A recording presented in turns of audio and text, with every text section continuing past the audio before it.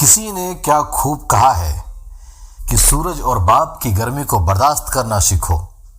ये दोनों जब डूबते हैं तो चारों ओर अंधेरा छा जाता है। नमस्कार, मेरा नाम हरिशरण। मैं आपका स्वागत करता हूं अपने YouTube चैनल सफ़र ज़िंदगी का में। दोस्तों, यूँ तो माँ के बारे में बहुत कुछ बोला गया है, बहुत कुछ लिखा गया है, लेकिन पिता के भावनाओं के बारे में बहुत कम बोला गया है और बहुत कम लिखा गया है। दूसरे शब्दों में कहा जाए तो इस मामले में पिता के साथ थोड़ा सा अन्याय हुआ है। तो मित्रों, आज की कहानी उन पिताओं को समर्पित है जो अपने परिवार के लिए जी जान से काम करते हैं और खुद की इच्छाओं को मारकर अपने बच्चों के सपने को पूरा करते हैं।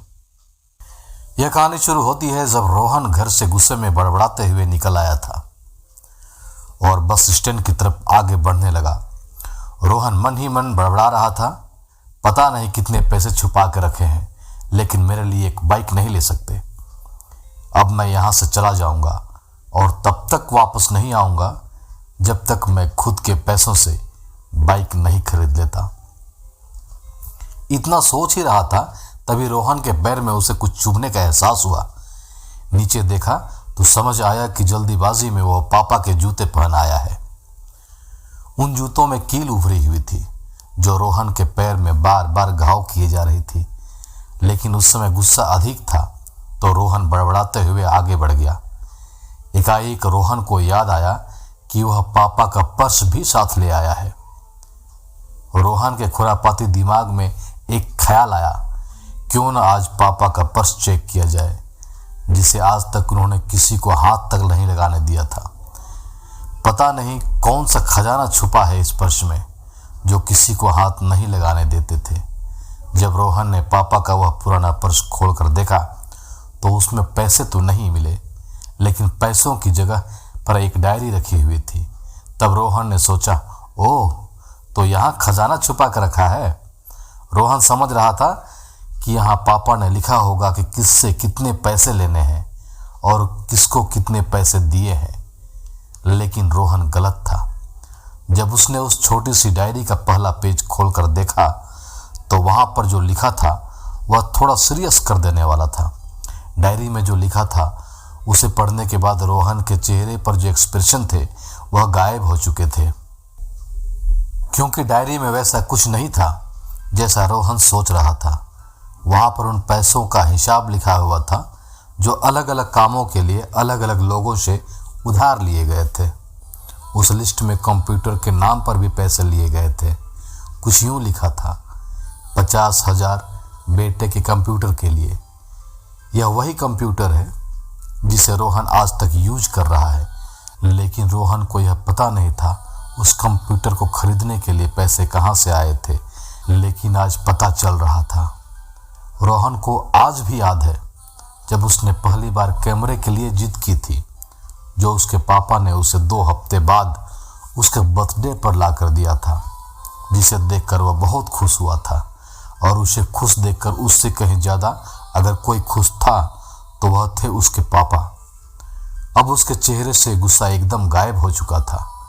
जब उसने आगे का पन्ना पलटा तो वहाँ पर कुछ इच्छाएं लिखी हुई थी, कुछ विशेष लिखे हुए थे।